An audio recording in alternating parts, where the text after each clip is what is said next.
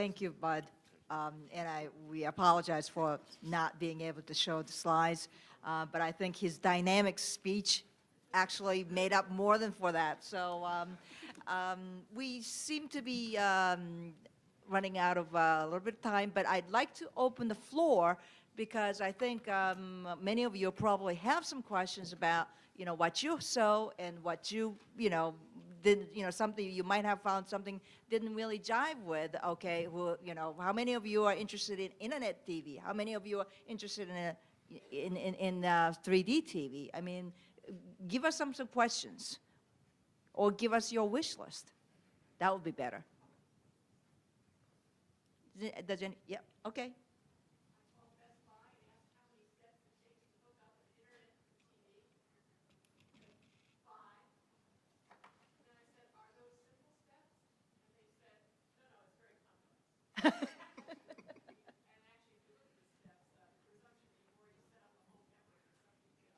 Oh, geez. Yeah. Let me, yeah. And the manufacturers are not helping. For example, okay, you can make the assumption that your Ethernet connection is not next to your television, so putting an Ethernet wire in is probably going to work. So they do have Wi-Fi connection, but you can't simply buy any portable Wi-Fi receiver transmitter to hook up to your Wi-Fi system. They want you to buy their own brand of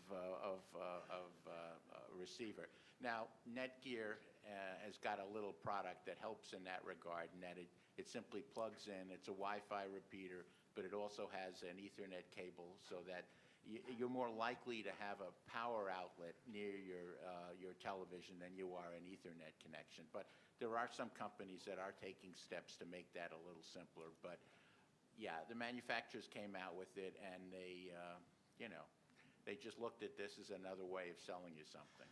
Another factor of this, the question was about connecting, the steps it takes to connect something. And the problem in one way is that everyone agrees there should be standards that work across all the different products and different manufacturers.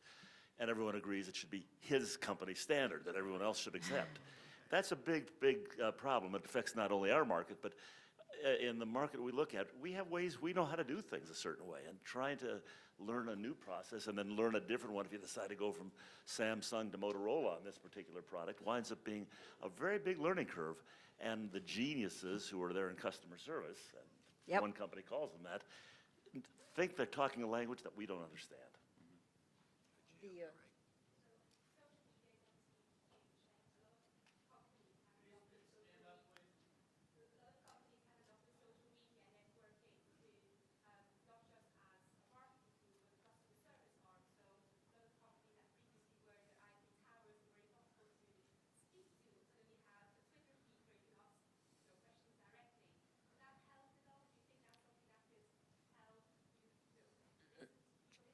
Tweeter with 140 characters, no. I mean, there are just no answers, or very few answers that are going to fit within that.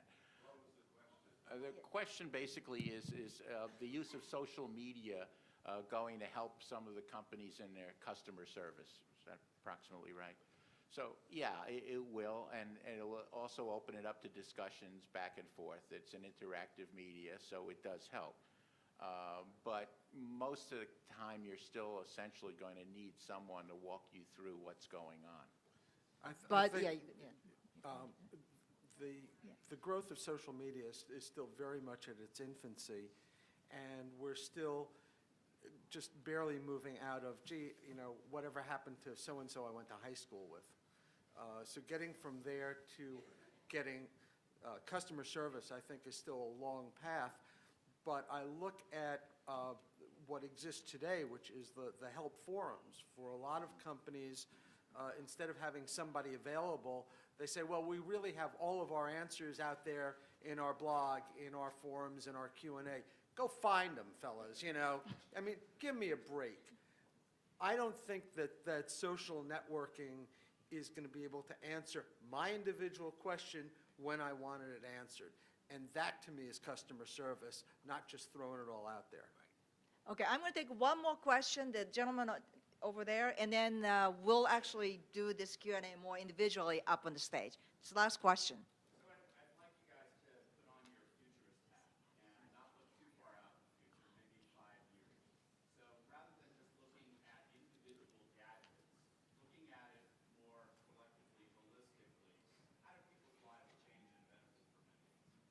Well, I've looked at, I actually have a pin saying I'm looking 10 years into the future. I can't wait for 2020. And I've been waiting every 10 years. I wait for 10 years because they always have these great promises. The near-term future you're talking about, the interesting future of things we'll actually see, I see much more integration. I think the shakeout in the industry, what's going on with just consumer reactions to the difficulty of doing some of these things. It's not about the technology, it's about the applications and the value of them. And that will shake out in the market, I think, as we progress. There'll always be new things coming along, but the integration is the big issue. One of the things I'm very excited about is, we've seen some examples downstairs of wireless healthcare delivery.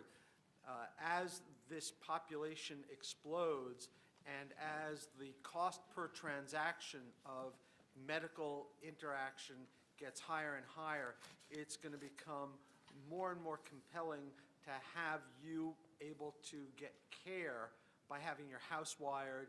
We've already started with infrastructure, wireless networks, and so on. It is, over the course of the next 10 years, we're going to see more and more devices that will monitor what we're doing, what we're eating, how we're sleeping, so that we can reduce the medical transaction cost and keep from all going bankrupt. And I think it's going to be also an arm of distribution.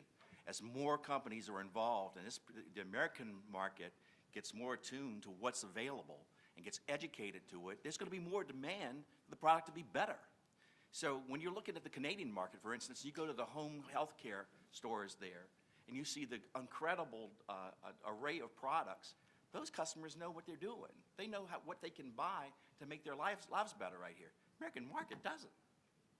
Yeah, along the lines of healthcare, right now healthcare is still largely reactive. Doctor, I have a pain, and that's where it starts. Where it's going to start fairly soon is to be proactive. There is a failure coming. You need to do something about this now before you have a pain. Thank you very much. We're going to make that as the last word, and thank you for attending the panel.